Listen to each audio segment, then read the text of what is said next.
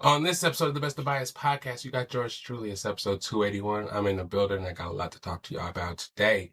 You like how it's consecutive weeks right now, huh? Because that's how we do it, man. We back on track. And it's your favorite podcast. Back to talk a lot of topics today. Got a couple of drafts to talk about. NBA, WNBA. Why do I keep saying NBA? WNBA Draft, NBA playoffs, NFL Draft. A couple of big shows that are on right now we got to talk about being The Boys and Invincible. New seasons, new drama, big action. So we got to get into that. We got Coachella going on, talk about a couple performances there, and back to the regular shenanigans. It's your boy Lydell Dinero. We getting right into it. It's the Best of Bias Podcast. And where that theme song at, right? You know where it is. It's right here. Yeah. It's the best of bias. You need the earful, you should try us. From pop culture to the movies to unite us. It's the best of bias. The best of bias. Yeah. It's the best of bias.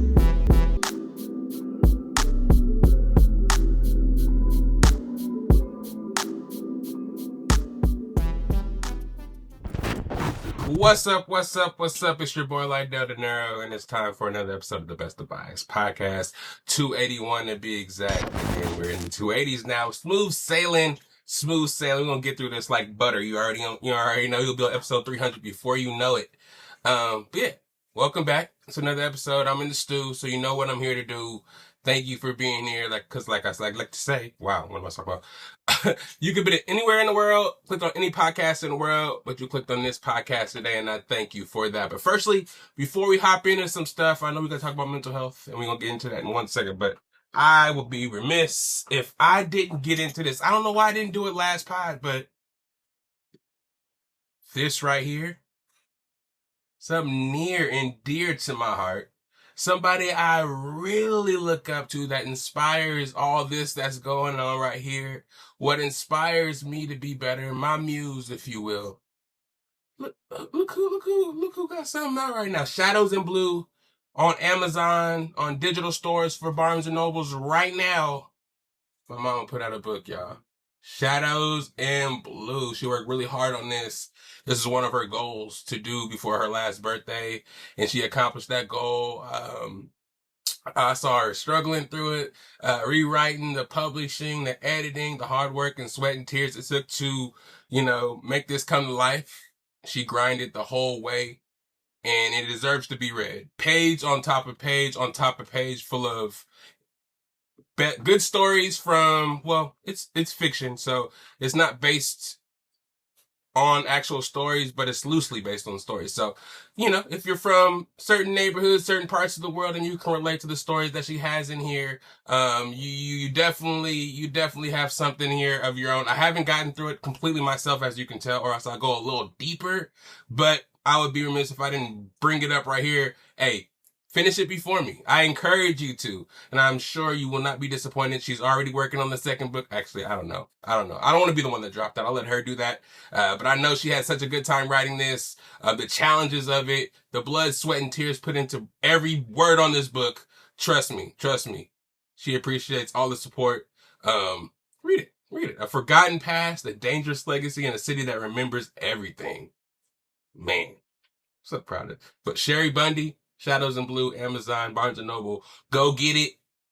If you're reading, you need to bring reading back into style. You know what I mean? Nobody picks up books anymore. We already talked about how people always run to the audio books and whatnot. Pick up a book. You'll not be disappointed. Love you, Mom. I'm so proud of you. Keep working hard. Can't wait for the sequel. Cannot wait for the sequel or another book of whatever you want to put out. You can't wait for it. But again, I hope you guys are doing well today. We can get into our mental health now. I hope everything's going well for everybody. It is the weekend. Hey, I will be wiping myself off because it's a new lid. I ain't trying to sweat it out already. Laces, we're going to have to talk about every hat you putting out being completely white. Because I get it as a marketing strategy because you'll have to recop every, so often because of how sweaty and dirty the hats get. But god damn, this shit's fresh though, huh? Wait. Let me thumbnail farm real quick. Hey, though. Hey, what? You see the shirt right here? Sorry for not the shave. I mean, I know. I'll shave. By the next pod, I'll be clean shaven. You know what I'm saying? I'll be better to look at, but you know what I'm saying? Oh, young fashionista, you feel me? I got some. Nah, I ain't gonna go there. We'll talk about that later. But yeah, hope you guys are doing good today. It is the weekend. We made it. You know what I'm saying? If you're done with the work week, hell yeah, turn up, pop a beer, whatever you drink. Let's whatever libations you enjoy, let's get right to it. We got some stuff to talk about today. If you are going into work, hey man, I've seen everybody nowadays with the AirPod in their ear, no matter what kind of profession they work in.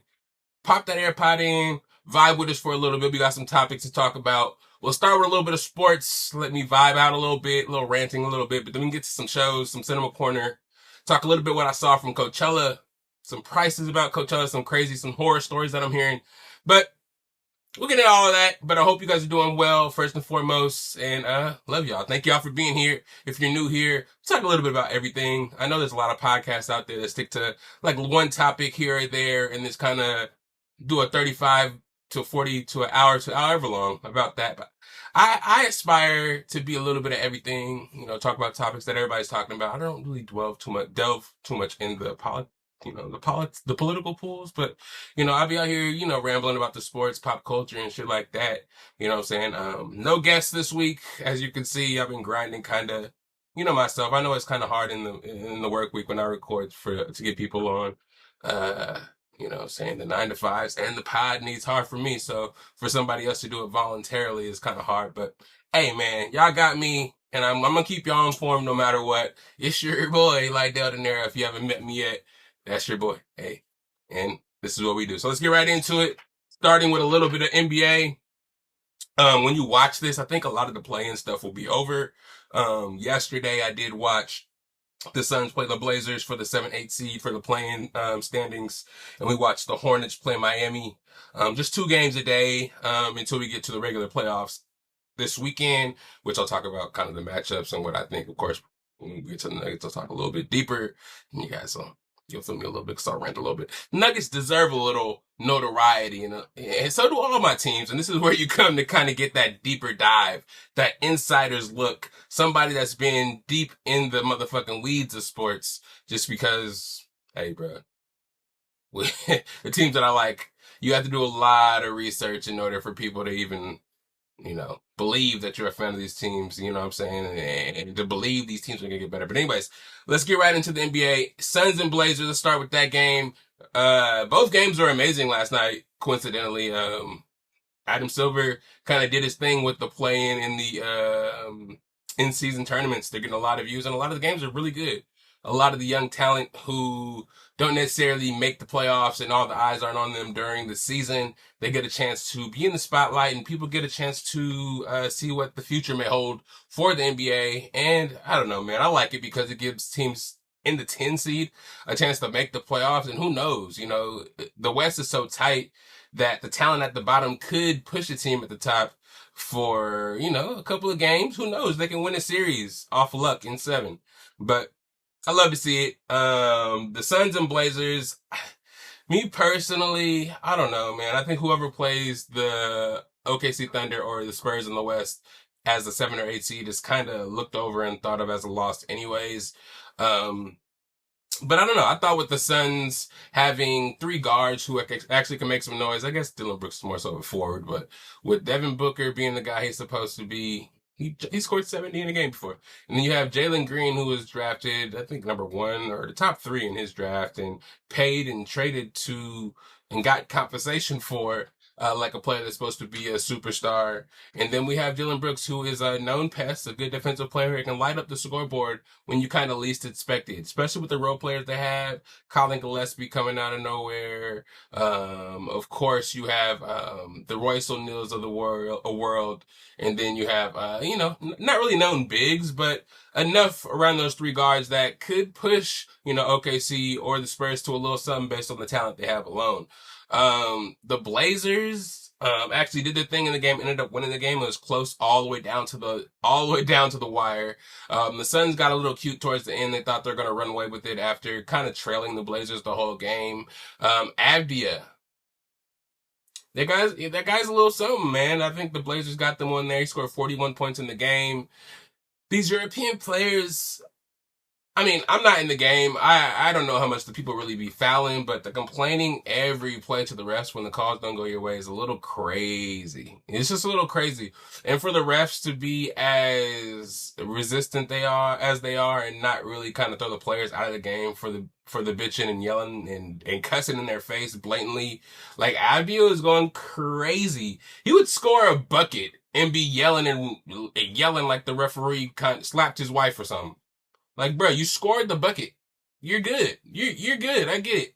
I get it. But me personally, as a Nuggets fan, I don't really want the Suns to win anything, anyways. Just because how they did us a couple of years back in the playoffs. I'm still bitter. How about that? How that Suns fan whooped one of the Nuggets fans in the crowd over there in Phoenix. And the Ishbia shit when he's trying to fuck with Jokic, man.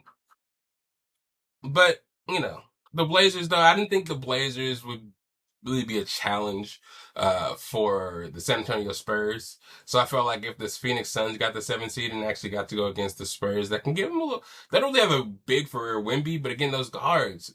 Booker's supposed to be one of those guys that can tip the scale. And if Jalen Green can play like he was playing in this playing game, I think he scored like 30. He had 16 maybe in the first half out of nowhere. You know what I mean? And of course, like I said, they're bragging, thinking they was going to win the game. Dylan Brooks was doing the Dylan Brooks thing, getting in people's faces, pushing people, being that agitator. But Avdia at the end was getting those calls. Only had 13 free throws. It seemed like he had way more for the fact that they're at the free throw at the last like maybe minute of the game, back and forth for the last 4 minutes straight. I don't know how that went, but the Blazers deserved it, man. They have a couple of players over there that be playing hard. Kamara, clinging, be shooting threes. What the fuck? Jeremy Grant has always been a raw player. Ever since he was on the Nuggets, I like Jeremy Grant. And he went over to the Blazers and kind of just disappeared. They got Thibault on the team out of nowhere, defensive player. And then they have, Dame Lillard on the coach, a veteran who's been in the playoffs before to kind of coach him up and give him confidence. They're going to be good in the future if Dame can come back, healthy, but I just don't know how much they're going to do against the Spurs. But they were able to win the game 114-110. So the Suns still have a chance to make the playoffs for the 8th seed. So they'll have to play the winner of the Clippers and the Warriors game. They're playing right now, and I'm actually watching it. The Warriors are winning 17-16. This is a 9-10 game, so whoever loses is out of playoff contention completely. So we'll see who actually wins that game and has to play the Suns for that 8th seed. But the Suns are still in it now. But I wouldn't mind seeing this. Well, I'd rather the Warriors play the OKC in the first round. I think they can either make it really rocky for the OKC Thunder or they can get blown out. So we don't know exactly what's going to happen. I don't know if I would rather see the Suns. I don't know how much better the Suns are than the Warriors at full health. You know what I mean? So I don't know. But that's what happened yesterday for the West. But then the Hornets did play Miami, which was a whole nother bag of worms in itself. Back and forth game, but mostly, Miami was winning pretty much the whole game, I would say. But the scrappy team, North Carolina, Charlotte's been the whole year kind of overperforming. The talent they have, Knipple, Bridges, LaMelo Ball, who they have? They got not Grant, Jeremy Grant. What's his name? Is it Jeremy Grant? Dude, they used to play for the Celtics. Is Jeremy Grant? No, I talked about Jeremy Grant was on the Blazers.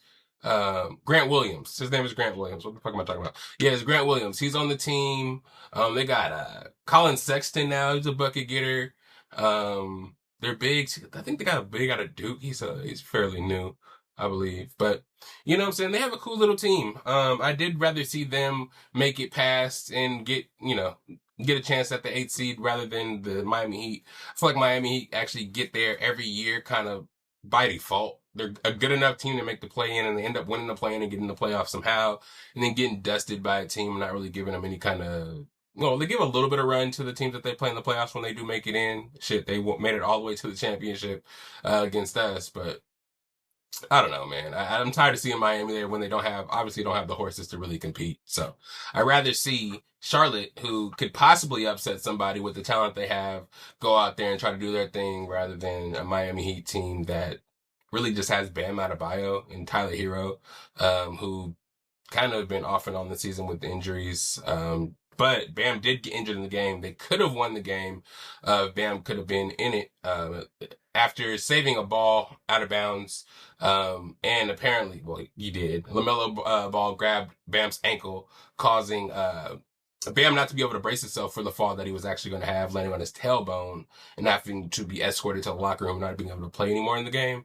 People thought it was dirty because after LaMelo did grab his heel, he lost all balance and he kind of just free fell onto his tailbone. I don't know if he would have felt like that still saving the ball and just falling on his backside, but not being able to brace himself with that left foot, I think caused him to really injure that tailbone, which is really unfortunate because, it was a really close game down to the wire. Again, Miami was doing their thing. Charlotte was waiting for a little bit at the end of the game. Miles Bridges was making epic plays. Lonzo Ball was throwing alley-oops to players. They're just doing their thing to compete and show that they're a real deal. But Tyler Hero, with some last-second spectaculars, hit a corner three to go up. To pull it within 3 in the last couple of minutes, or maybe in the last minute itself, and then got fouled in the 3-point line to go up by 1, I believe, and then on the last second after that, LaMelo Ball was able to scurry down the court for a layup and go up by 1 at the last second, and Miami wasn't able to get it in and heave it for a conversion. So Charlotte was able to win, but it's kind of overshadowed by the trip by Ball. But hey, man, LaMelo is gonna have to grow up a little bit, man. I like LaMelo Ball. His hoop game is amazing, but yeah, he has to polish off the antics a little bit, as far as kind of like me personally, the cussing and saying nigga and all that kind of shit in the interviews on the sideline, especially when it's like white reporters. It's just really cringy. Him cussing a lot during the interviews too. Him and Edwards, I mean, the PR team's probably gonna be on him about it because they're really big, really good players, very marketable. But there's kids watching, and the older regime don't really like, is not really down with the vulgar language, and at least on TV. On the court, that's one thing, but after, when you're not supposed to cuss on the interviews on live television, and it seems like he does it on purpose sometimes. I know Nick Wright went kind of hard on him on TV today, so I'm not gonna go hard on him like that, because I think that's kind of weird of him to actually go that hard, to call him a clown. He did get into some shit off the court in that car accident. That I don't know if he was drunk driving, I don't know what was happening, but he's a young kid, man. He's been rich all his life, and he's gonna learn lessons. But it's like, rather than trash the kid, especially when he's in really at the height of his career right now, doing the best that he's ever done as far as making it into the playoffs and him getting the money in the contract, and he's gonna have to grow, like, mature. I don't want to say grow up because I feel like I'm demeaning him in that way, but just like, it's a little immaturity there, and we all want to see good for him because, again, we're all supporting for the underdog in the playoffs, especially in the East, because I don't really care. Everybody thinks the Celtics or the Pistons or the Knicks are gonna win. Hey, LaMelo, go in there and do your thing, but don't give people something bad to talk about as you're doing it, because they're just looking for any reason to take all the credit away and all the spotlight away from what you're actually doing on the court, my dog. So I feel you. You want to be yourself. You want to be relatable, especially with this generation. They love the relatability. That's how you get your fans. Your fan base is loving how genuine you are. But, what I'm saying? There's a bunch of different generations watching this game, love this sport, and you're going to be around a long time playing the game, God willing.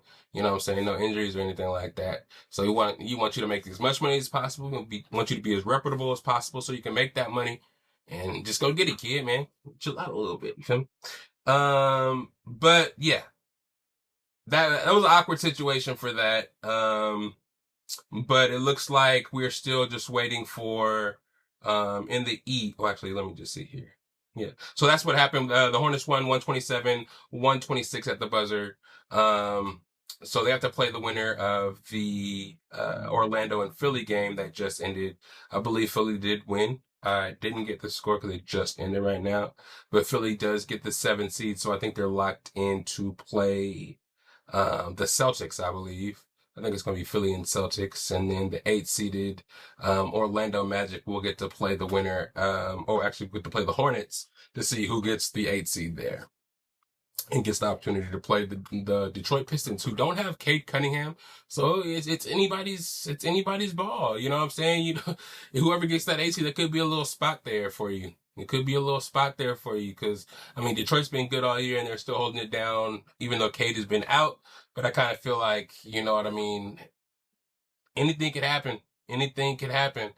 And if you still that one seed, Charlotte can be on the tear, man. But it's going to be a tough task. There's some good teams out there in the East. I always kind of knock the East, but there's some talent out there, man, and they're really showing it this year. But again, the Warriors are playing the Clippers right now, and the winner of that gets to play the Suns to see who gets that 8 seed for that. But everybody else that's already set for the bracket, we have the Nuggets versus the Wolves, the 3 to 6 seed. This has been a playoff series that's been pretty much every year. This is our rivals, man. We are not going to be able to move past them without definitely and you know, just 100% domination. We have to dominate. We don't want them to be our rivals anymore. We like the Lakers as our rivals. I like Ant Edwards, man, but after they got rid of Cat, I feel like the double big shit they ain't got no more. We should be able to figure that out. I get it, Naz Reid. I get it. Ant Edwards is good. He's kind of injured right now. And Alexander Walker, not Alexander Walker. Is it? What is? Who's that? It's not Nikhil Alexander Walker because he went over to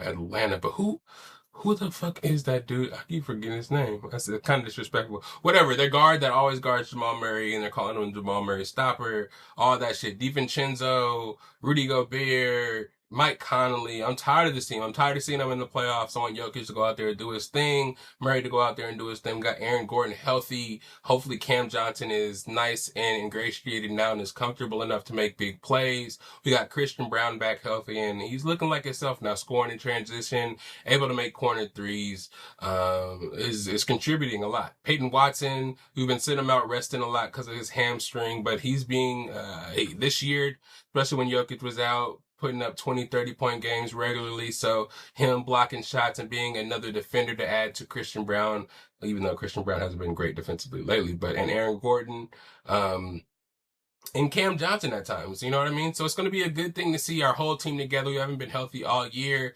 Went on a 12-game winning streak to end the season, the longest winning streak in the Jokic era. So it seems like we got it together, and it's looking up for us. And again, Jokic ended the season with the most assists per game in the NBA, most rebounds per game in the NBA, and was 8th in scoring.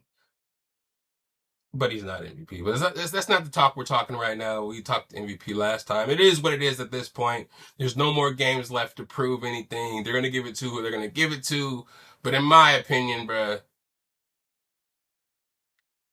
Wemby's a 2 seed, but his numbers aren't even close to Jokic's. Luka got hurt towards the end of the season, may not even be eligible statistically. Shai Gilgeous-Alexander, you want to give it to him for being the 1 seed? That's stupid. You should give it to somebody who's having one of the best years of his career, one of the best years in NBA history, averaging a triple double for the 2nd year in a row. It's weird. But anyways, I think we'll be able to beat the Timberwolves. It has been tough in the past years, but I think health and sometimes shakiness of MPJ kind of stopped us from being great. Jamal Murray not being healthy, but we know he can be clutch in the playoffs. Jokic is going to be Jokic.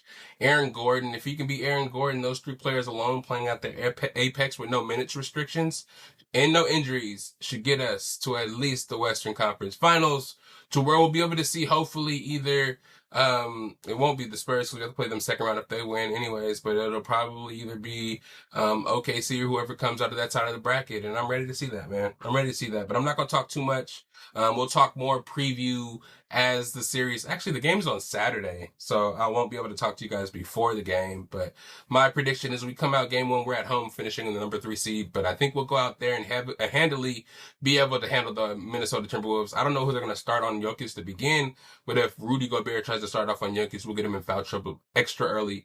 What we have to do is stop the lob to Rudy Gobert because their game is dribble, dribble, dribble, dribble, dribble. Anthony Edwards, if he's not open, hit somebody for a 3, or find Jokic leaking off and throw the alley-oop to Rudy Gobert for some soft-ass offense. So play defense and we'll be able to win the series. I say the Nuggets in 5, hopefully, but I'm going to knock on wood, and I don't really like to give predictions on this shit because I want to see how the first couple games go. But I have confidence in my team this year. I feel like this may be the best team we ever had. Really shouts out to all the teams in the past, especially the championship team, but I think this team is better than that, deeper than that. In the backups and reserves we do have are more confident than they ever been. So that's just my opinion. Also, we have the Lakers versus, I'm talking about the West right now. You already know I gotta go to the West first, but Lakers and the Rockets. Lakers are missing Austin Reeves and Luka Doncic. I don't know if Luka's gonna make this series. I don't know if LeBron can do it by himself. If he does do it, then the Rockets are a terrible team and they need to be broken up already. Some trades need to happen. They need to consider Giannis and trading away all the young players they have, because they should be able to sweep, if not gentlemen sweep, the Lakers. No disrespect, but you guys are depleted. And if they're supposed to be anything that all these so-called experts expect them to be, there should be no doubt that they should be able to walk through the Lakers and be able to wait for whoever they have to play in the second round, OKC or whoever they has to be. Because it makes no sense, man. It makes no sense. I mean, they were prospects to win it all when everybody was healthy, but without Luka and Austin Reeves putting up points, I don't believe, LeBron can sustain a whole game, 48 minutes of, up and down the court, scoring at a high level without Rui Hachimura or some of these other, Marcus Smart or some of these other wing guys coming in and picking up the load. I don't know if you can pick up that load of 40 points and 10 rebounds, 9 assists that Luka be giving, and that extra 20 that Reeves do. So if the Rockets are 100% healthy, they should be able to walk through this series.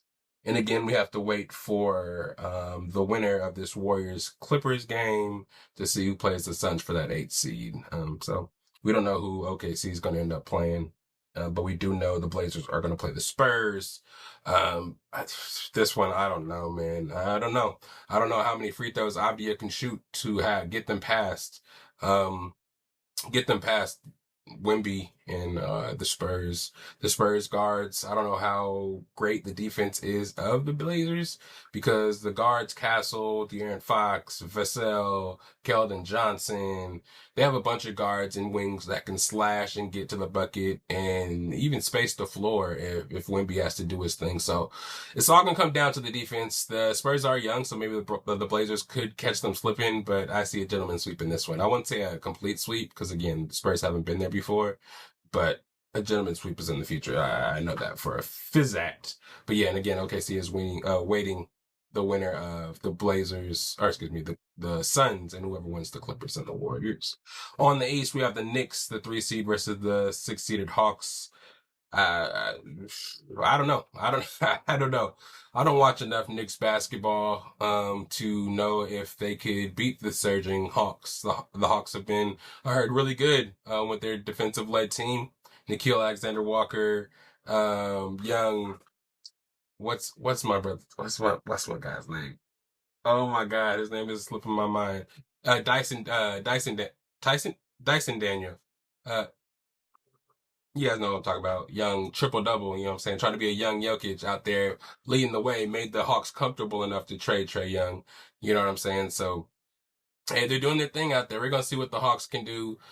They won a lot of their games down the stretch. There's a lot of teams tanking in the East, so I don't know how credible that is. But the Knicks, they have to get it right, man. After letting Tibbs go and picking up Mike Brown, the teams kind of fell off. The chemistry is depleted. Cat is, the thing about getting Giannis, Cat is not the defensive player that or the offensive player that he was with the Timberwolves, because he's not able to do the things freely he was able to do with the Timberwolves. Anunoby is good. I like Anunoby. He D's up and he can score. Mikal Bridges, I don't know if he is the player that they thought he was when they got him for all those first round picks. I mean, shit. I guess when you go to the Brooklyn Nets, everybody looks amazing. Cam Johnson looked like a super mega all-star for a minute. I'm not saying he hasn't been good with the Nuggets, but he wasn't as good instantly with us as he was when he was over there with Brooklyn. He was amazing over there. But yeah, we'll see how the Knicks can do. I believe the Knicks can beat the Hawks. Don't get me wrong; they should beat them too, or else they're going to blow the team up for sure next year and try to get Giannis. But I think they should get as far as the Eastern Conference Finals to play the Celtics or Detroit. Again, I don't know how soon Detroit will get Cade back. If Cade doesn't come back at all, yeah, the highest I feel like they'll be able to get is, unless they play Celtics in the second round, which I don't think they will. I think they can be in the Western or Eastern Conference Finals against the Celtics and see what it is, bar with talent, and see if they can stack up. They hating on they hating on Brunson out there, so we can see what he can do as the lead scorer. Say, hey, that Porzingis pickup, I knew it was gonna be a little something in the playoffs and in the play-in. He's gonna be able to do some shit that the Warriors needed forever. A quality big that can score. Let me not get distracted. But yeah, Cavs and Raptors. Cavs should walk through that. James Harden with Spider, Donovan Mitchell, with Mobley, with what's my guy with the Afro's name? Why am I forgetting everybody's fucking names right now? But anyways, last year they were disappointing because of the record they held all year, and they were just wiping everybody out, and when they got to the playoffs, they shit the bed. But now, with the addition of James Harden, what he is as a distributor, what he is as a playmaker to go alongside Mitchell with some scores. They still got young bruh from Miami last year that can shoot lights out. I forgot his name too, of course. But yeah, he was on Miami forever. Him and Duncan Robinson shooting lights out. But anyways, he's on the Cavs now. So they have a lot of playmakers at guard. And if, the big man can hold up like they should, Mobley he was supposed to be a really big prospect, and everybody thought the world of him last year and what he was doing when the Cavaliers had the number 1 seed in the East. But, you got to see it again. You have to see it again. But I got the Cavaliers over the Raptors. But again, a lot more predictions will come after game 1 after I see what's going on. Actually, let me go back. Let me predict some of these. Nuggets, Wolves, I got the Nuggets in 5. Lakers and Rockets, I got the Rockets in 5. Spurs and Blazers, I got the Spurs in 5. Oh yeah, maybe I was shouting these out. Knicks and Hawks, I got the Knicks in 6. And then Cavs and Raptors, I got a sweep with the Cavs. How about that? People say the Raptors are good, but if Drake don't drop Iceman, the Raptors are getting swept. And then we have the Pistons, who are waiting for the winner of the Orlando, and we don't know. Actually, it's Orlando and who was it?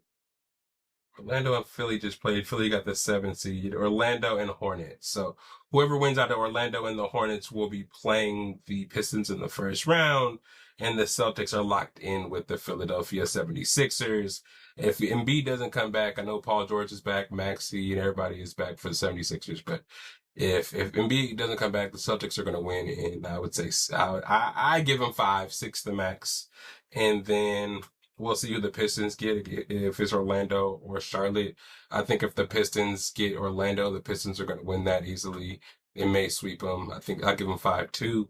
Everything's a 5 to me. I don't know why. I'm just not confident enough to say sweep, but I feel like a lot of these first round series, the other team will get at least 1.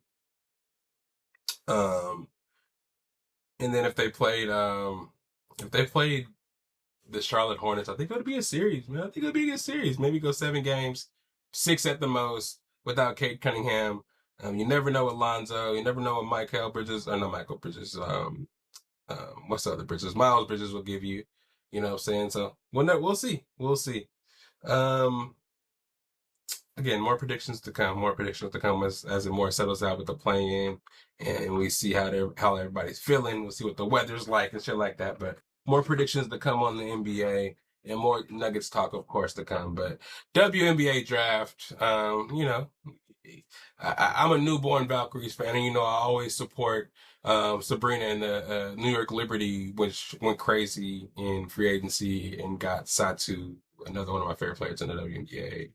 Well, the Oregon Ducks are back out there in Liberty, man. Why the year I get season tickets to the Valkyries and trying to be a loyal fan out here and just rock? Well, Valkyrie are in the West and the Liberty are in the East, so I can rock with both squads. You know what I'm saying? You guys already know I rock with Sabrina, but adding Satu just makes it even more interesting. I wanted Satu to be on this team last year, and I wanted Sabrina to play out this last year. I don't know, they'll probably sign her to another 3 years with the Liberty or whatever when they actually reveal her contract. But hey, I wanted her to come to the Valkyrie, come home to the Bay. I wanted the Satu to come with her, man. Hopefully, after a couple years out there in New York, they can kind of decide to do that because the Valkyrie. This draft, I get it. You got Gabby Williams, retained Veronica Burton. We still got Kayla Thornton, Hoopers, and we needed some bigs. But you decided to trade Flage for what? A second round and a 2028 second round pick? Or a second round pick in Maria Suarez from TCU? Okay, she's from the Bay supposedly, but for real? Flage was a almost damn near lottery pick at guard. I get it. Veronica Burton is a baller. She is a ball first kind of guard, and I guess that doesn't merge or mesh well in their eyes with Flage. But I just feel like the fan base alone that she would garner for the Ball Hall of Valkyrie, maybe her Grammy talk and her aspirations to be a rapper, kind of scared the Valkyrie. But trading her a first round pick, a lottery pick, a seventh pick in the draft for a second round pick that you could have gotten the second round with your second round pick and a second round pick in 2028. I don't understand that. I don't understand that. It makes no sense. You had her be called up on stage, interviewed, brother wearing the hat, created a full moment just to trade her seconds later, or minutes later, not even seconds later. Seconds later would be understandable because that's how it works. Okay, the rights are going to this team. But there is posts made by me in particular, shit put online for it to just be taken back like a JK April Fools type shit. That's whack as fuck. I already paid the money for the tickets. I'm still a fan. Ain't nothing gonna change. We gonna make it work. But I hope this is a play for Juju. Stack those second rounds in a first round. Trade that first round in those second rounds. Trade up to get Juju.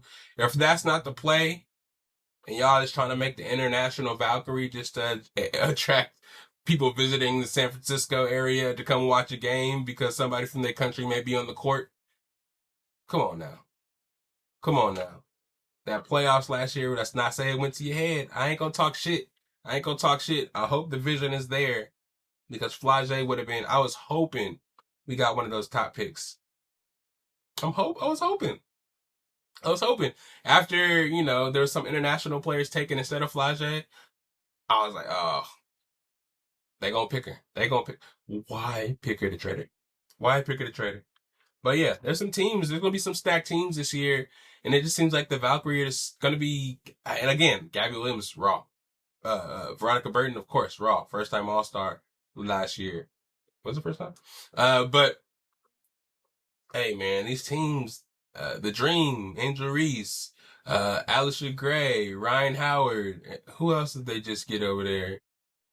They just signed somebody else to the squad. They got Brianna Jones. She's been on the squad, but that four is crazy. They just Kennedy Howard just signed with the Aces. Aces got Jackie Young, Chelsea Gray, Asia Wilson, all just signed multi-year $1 million contracts as the CBA just kind of opened that up for them. They just stacked their team again. They're already 3-time champions. Adding Kennedy, it's just crazy. It's crazy. It's crazy. And then we have, of course, the Liberty having Satu, Sabrina, Breonna Stewart, and Jonquel Jones. Oh, what else we got? We got Chicago Sky. I think they got, who they got now? They got, Skylar Diggins. They got, Rakia Jackson. They got, who else Chicago Sky? Oh, they got, still got Cordozo. And they have one more guard over there. They used to have one more guard. I think they just drafted one, if I'm not mistaken. Yeah. It's just crazy. It's a whole bunch of big fours out there. The Wings got Ozzy. They got not Brianna, what's her name? Paige now. They just signed somebody else. Somebody else, if I'm not mistaken. It's just a lot of teams doing their thing out there. stacking big fours, and the Valkyrie had a chance to do that with their guards. That they would have been nasty. Flage, Veronica Bird, and Thornton. Um, yeah, Kate Martin. And the guards would have been nasty and just worked on getting bigs. I understand you need a big, and that's why you got Suarez. But hey, man, draft the next big. Just draft all big for the rest of the draft and free agency. Those guards will be unstoppable. There's not that many good bigs in the league, anyways. Some teams are stacked up with a whole bunch of them, but that guard play would have been unstoppable. Get that shooting right, it would have been good. But I'll be in the building, man. Even though I'm disappointed about Flage being traded, I'll still be in the building almost every home game, repping the squad, repping the best of Bias. So if you see me out there in San Francisco, don't be afraid to say what's up. You know what I'm saying? If you see me on TV, I told you I was going to be in there. Ball holla, where you at? Holla at your boy. NFL draft coming up as well. There's a bunch of rumors on who everybody's going to get. I know everybody's wondering who their team is going to grab.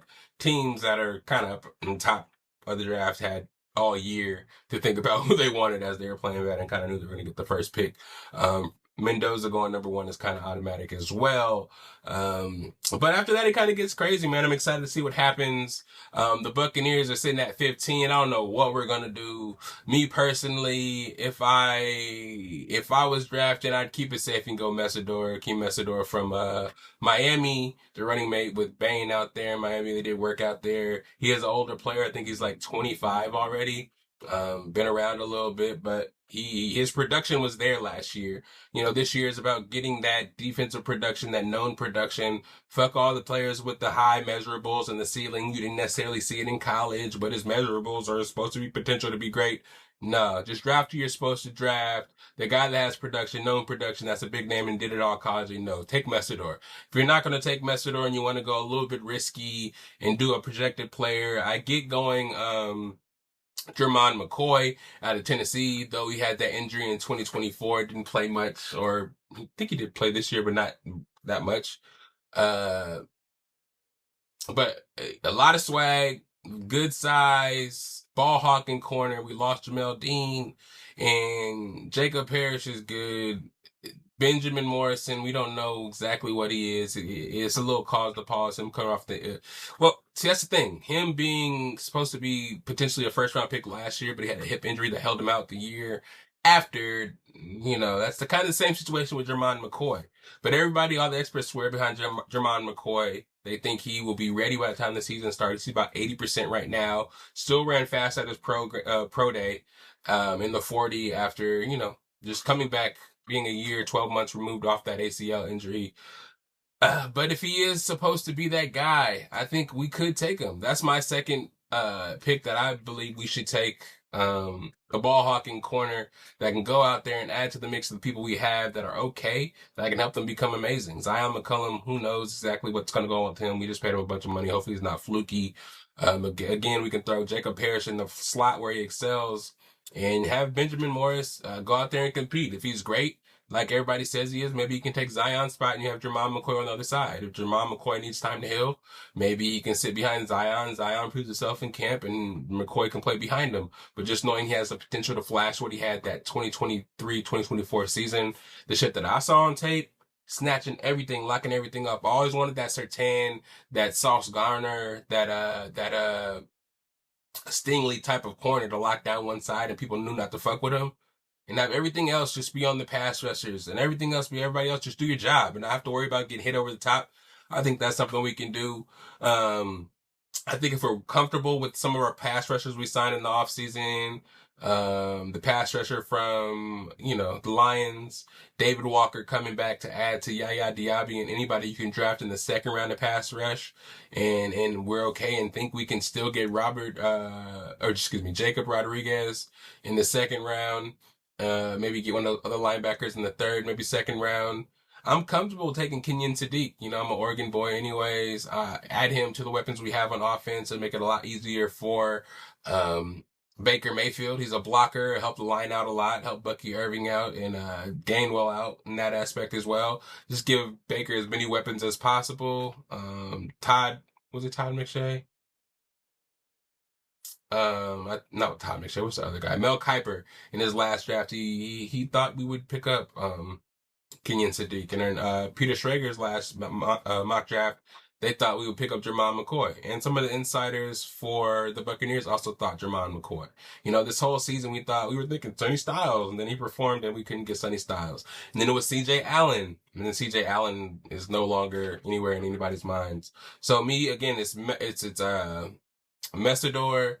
Jermon McCoy, Kenyon Sadiq, and then we can trade down. If the Steelers or somebody else wants to trade up for Ty Simpson or one of the receivers up there, we'll give that up, move back to 21, you know what I'm saying?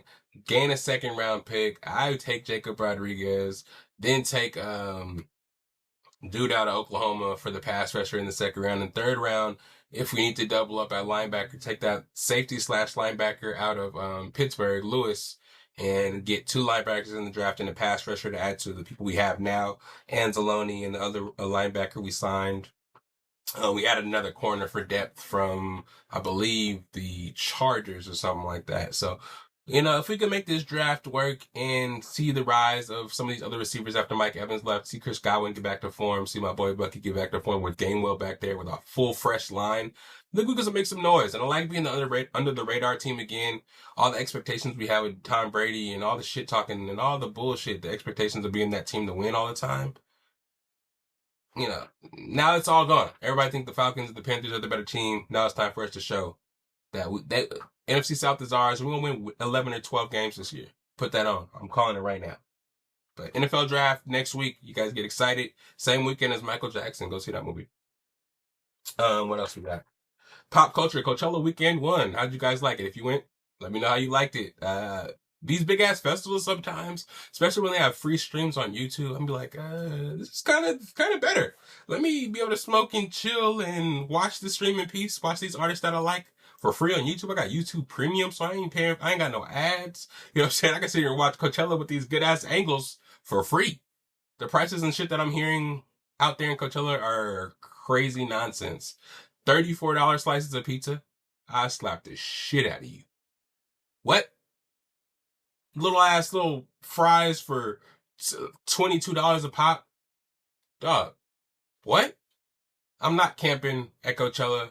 There's 600 million stages with 100 million artists, probably 100,000 quadrillion people. I like it and I do want to go, but I ain't camping. I'm gonna get an Airbnb. I heard Airbnbs are even taxing for the weekend, but timeshare, Worldmark, holla at me. Hopefully prices ain't gouging out there for the weekend Coachella. I'll try to be there. Hopefully it gets kind of more artists that I like. It's kind of like niche now, kind of hipstery.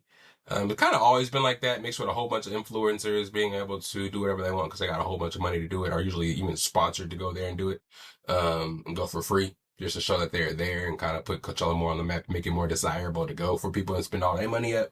But anyways, one of these days I'm gonna go just, to have the experience, man. I haven't been to a festival in a long time. I think that's more my speed too. I'm not going to no motherfucking Rolling Loud. I'm not doing that. I'm going to that Chris Brown and Usher concert. Believe that. That's just gonna be amazing in a city near you. Stadium tour. We out of here. We going to that one. I miss Chris Brown and Bryson Tiller, but I ain't missing Chris Brown and Usher, man. We outside. So holla at me if you're trying to go to that. Best of Bias will be in the building for that. But Justin Bieber's performance was interesting. I heard he got paid $10 million. That boy was laying down on the stage singing in crisscross applesauce with a fisherman hoodie on and some rain boots. Shout out Justin though. He got the hits. That Swag 1, Swag 2, he did all the songs from there. He did get into a set where he just kind of pulled clips off of YouTube and kind of just sang songs from YouTube, which is kind of weird. $10 million to pull clips off of YouTube and just sing with those. Couldn't play the songs. Supposedly he sold his catalog and he can't really play the older stuff in full with getting paid because it belongs to somebody else now, but he can do all the swag stuff and get paid for it. And all the feature stuff, I guess he can get paid for that as well. Brought Tim's out, brought a couple of his homies out, you know what I'm saying? Young Thug had a cool performance. Bunch of technical difficulties at the beginning, but you know what I'm saying? He held his own on main stage, came out, his shit got right, did some of the hits, got a lot of songs out there. I'm a big Young Thug fan, especially the early college days, man. Bro, he got me through a lot of times, and just him and Gunna, big part of my life, a big part of my music repertoire, a big part of the sound that I listen to now. It was really good, and happy to see him out of jail and get an opportunity like that, to go out on stage and perform. I'm not really big on the culture now, concert going culture, festival culture. Everybody just has their phone up. Don't really rock and jump and dance. Everybody's too cool to show emotion and rock out and show that they liking something now. He wasn't getting the respect that and bouncing and vibes that, our generation, just Gen whatever alpha, I guess it is. I guess they weren't around for the hype of Young Thug. The younger under generation Gen Z, they know what's good. A lot of Gen Z and Gen Alpha out there that, feel like festival stuff is really worth going to nowadays. Older people and my generation people, they're like, hey, man, if they can afford it, they can go on a whim just to hang out. But hey, older people, all those people, all that craziness, hey, you can watch it from home on a free stream. It was cool. But Young Thug, shout out him. His outfit was kind of crazy. But he did make the best of the opportunity. I didn't really see anybody else. But Weekend 2, I don't know if it's the same performers, but hey, man, you guys do your thing. Keep that stream, YouTube. You're doing the right thing. I love y'all for that. All these festivals that everybody doesn't have access to, that don't want to spend $1 million to go to, don't want to experience these horror stories. I know the bathrooms are terrible. I used to go to festivals back in the day.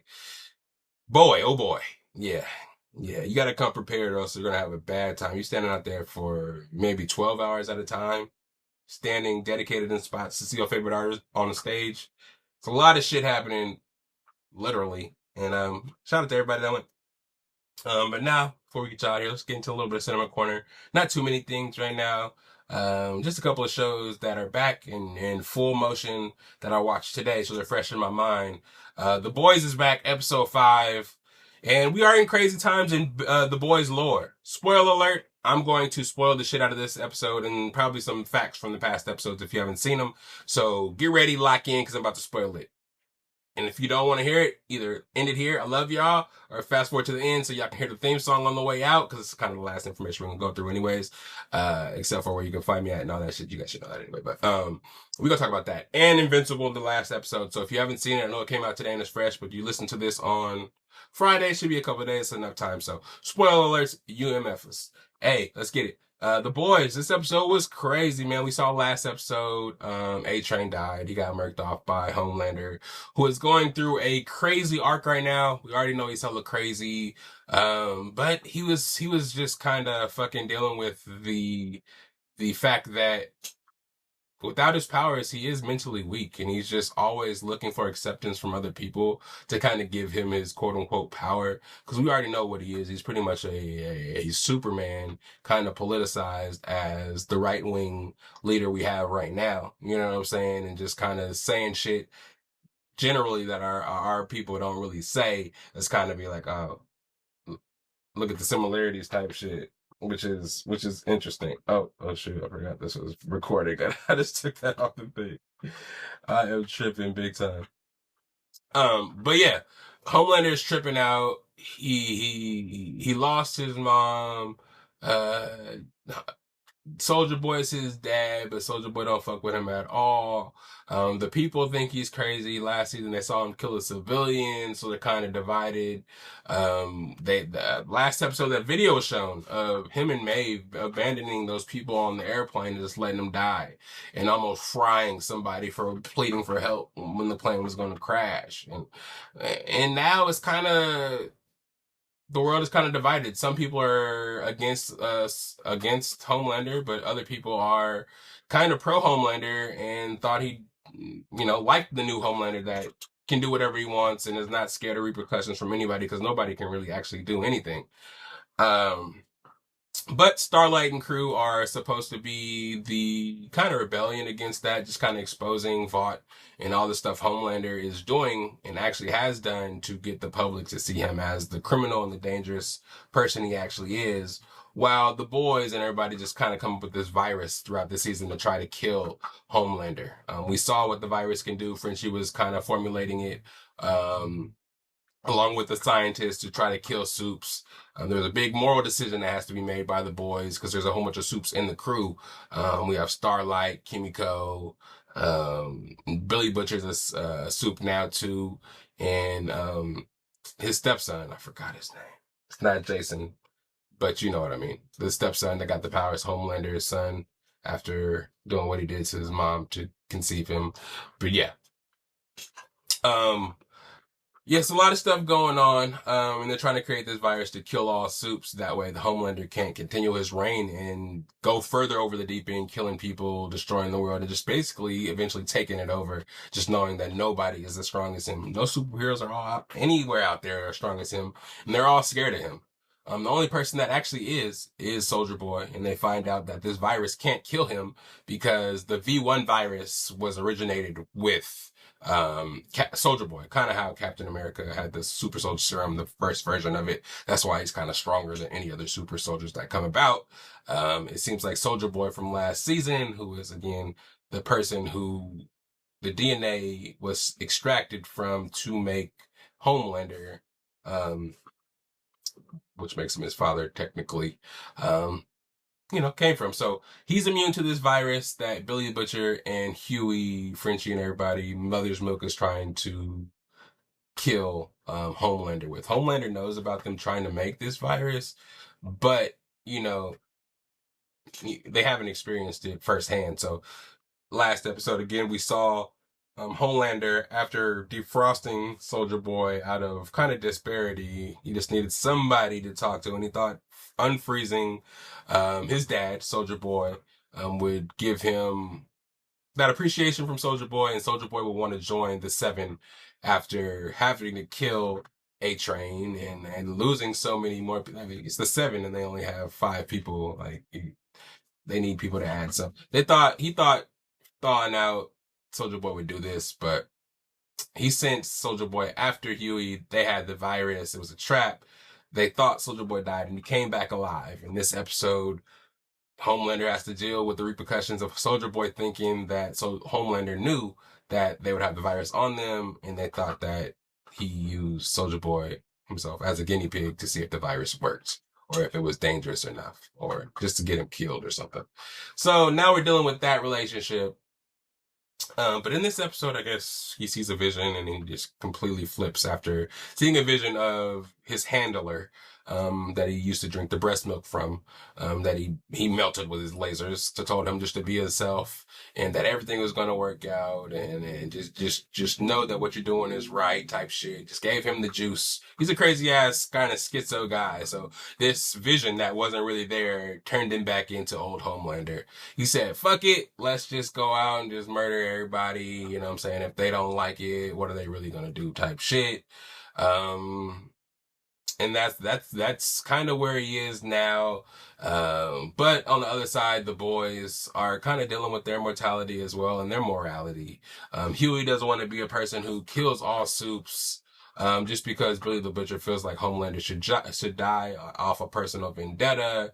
He kind of gets the stepson, he comes back in the story. I guess he's the only one that's actually technically as strong as Homelander, besides, I guess, Soldier Boy. So Billy the Butcher tries to recruit him again after the boys link up with Giancarlo Stanton's character, who was working with Vicky basically to counteract Vought. He used to be the leader of Vought, but now, after it was taken over fully by Homelander, he's just been kind of seeking his revenge the whole time. He's kind of like a Magneto type of guy who's not a good guy, but was helping the boys kind of to try to get his way back to the top of Vought. Blah blah blah blah blah. But ultimately, he was the only one who knew where the V1 was, since the V1 was in Soldier Boy. He knows nothing about it. But since Giancarlo's character has been around for a long time and kind of has been there since day one, he kind of knew where the last, supply of V1 might be. So Homelander kind of needed him. So they went and swooped him up. Yeah. Bunch of side stories, a lot of side shit going on in this show that kind of dampens it a little bit, but I just kind of feel like, the main story here, and just Billy the Butcher and him just kind of not giving a fuck. His ultimate goal is to kill Homelander at any cost, and if that's put his life on the line, asking the young stepson to kill himself, to go kill Homelander, whatever it takes, not caring about his teammates and the people they love, that they may be soups. He just wants just wants Homelander dead. And Homelander turning that switch and beating the shit out of his son. Kind of reminiscent of that Invincible scene when Mark was getting his ass whooped by his dad viciously. Yeah, Homelander was whooping Bruh's ass for a minute. And it kind of just shows. And we saw the Deep kind of turn on Black Noir when he caught Giancarlo Stanton. So I think the Deep and not the Deep, Black Noir, I think a couple other heroes will turn on Homelander to help. I think Soldier Boy will eventually help as well. I think something will happen to the Deep where he'll eventually flip on Homelander too and stop taking the shit that that he has going. Yeah, I don't know. It's been good so far. We're gonna see what happens. You know what I'm saying? Starlight thought Huey got killed, so she's not comfortable putting people's lives at risk for her personal vendetta. So she left the boys. Who knows if she's gonna come back? But she needs to chill. Huey knows what he's in for. Huey should have kept that V that he had. He had the super strength when he turned invisible type shit. So a lot of shit happening in the boys. It's a good season. Morally, it gets your heartstrings going, man. It gets your heartstrings going. We finally get to see Billy's dog. Yeah, check it out, man. Episode 5 just dropped today. The Boys is back in full effect. Last season, there is going to be some deaths, you know what I'm saying? You saw A-Train already die. I don't know. I feel like Mother's Milk is going to get killed somewhere in there because, he ain't got no powers and he's going toes with a lot of people. I think Huey's going to be one of the ones to live. I think Frenchie is going to leave Kimiko because she wants a family and he don't want a family or nothing like that. And he don't want to break her heart. So he's probably just going to dip and leave somewhere, which is going to be fucked up for her. But yeah, we'll see. I want to see Black Noir get his just due because, bruh, it's a sick character in the comics, as much as I know of now, and just have him as comic relief at one point and just, kill him off twice, it seems like now. We'll see what happens with Black Noir. Hopefully he comes back for vengeance on the Deep and cuts his wiener off or something. I don't know. Something the boys do in their shit. Something crazy they're going to do to show him get his comeuppance. But yeah, Prime is popping right now. They got the boys going, and they got Invincible episode 7. This episode was crazy as fuck. We got a straight up battle. Just the resistance against the Viltrumite army. We got the introduction of Thrag, who was the boy. Oh my god, Thrag was crazy. We got Battle Beast finally. We got what's the other bro's name? Space Rider with the gun. I was wondering where he went the whole time. Again, spoiler alert, because I'm about to go into this shit. It was cool. It was a cool little battle. Thaddeus, he was leading that resistance, man. It was just a whole jumble of, again, ideals and moralities and is this war worth it? Why are we fighting type shit, bro? Like, ultimately, the Viltrumite as a race, just, I don't know. I don't know what's up with them, bro. They killed each other to see who's the strongest, and then it got so bad to one of their own poison sent a virus to the planet, killing millions, if not billions of them. And these fools put the bodies around the planet like a ring. It looks like Saturn. It's crazy. But seeing Alan the Alien, seeing Battle Beast finally arrive and get that battling in, seeing Space Rider blast a couple of Viltrumites with the gun, seeing the space dinosaurs get pulled in by the Space Rider and used after a callback of them going and trying to get them to help fight the army. But man, there was some losses, man. It was really interesting to see because it was a battle of a resistance in the Viltrumites, but all that we saw die, just like we've always seen with the Viltrumites, is them kill each other. The only people that really got hurt or even died were Oliver, which I don't know why Oliver is even here, bro. Every fight you get in, you get murked by somebody. You almost get murked and become a liability, or you literally get murked, bro. Conquest almost popped this fool's head. Thrag punched his jaw off, ripped his arm off, and threw him into orbit. Like, he almost got killed by Conquest twice. I think Conquest almost pulled him in half and then almost crushed his skull. He's just useless. He don't listen. Mark, bruh, I've never seen a character in a show who the show is about that gets maxed out so much. Every fight he gets in, he gets murked. Conquest, he did win that fight, but the first time he got his guts ripped out, or the second time he got his guts ripped out, first time he got his arms ripped off and his girlfriend's face ripped off before he got to do anything. Like, dog, you got your ass beat by your dad. Like, every fight, every big fight, like the only time you actually won a big fight is when you're fighting against yourself in that montage of last season to where you're supposedly got hella stronger and you've become this Viltrumite guy who's supposed to be super dangerous. But now in this season, it feels like they dumbed it back down to where you still lose every fight. You lose every fight. You already got your guts pulled out and had to heal for hella long. And then Thrag comes and one punches your ass in the gut and you're done.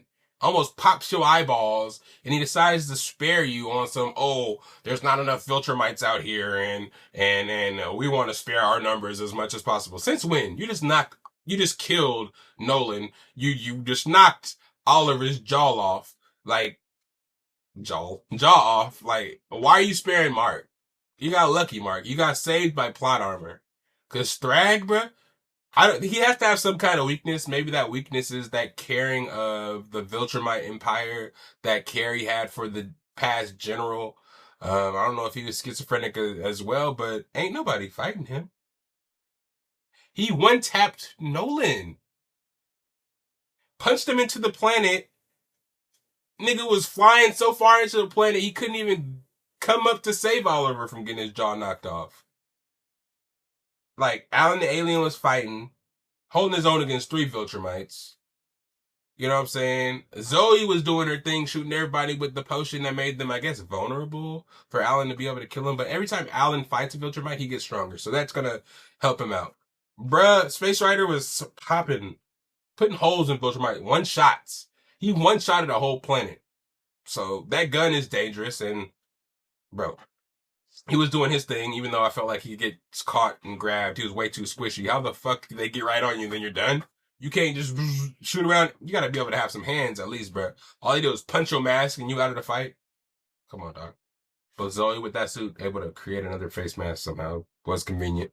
But yeah, man, the 3 strongest guys you had was getting their ass whooped. To fight one Viltrumite, Oliver and Mark had to fight them together. Oliver maxed out all the time. Then you gotta start double teaming people. I get it. And then Mark starts getting his ass whooped by a Viltrumite. Then Nolan has to pop in. It's like, y'all. I do not want to have to wait another season for Mark to become one of the strongest motherfuckers, bro.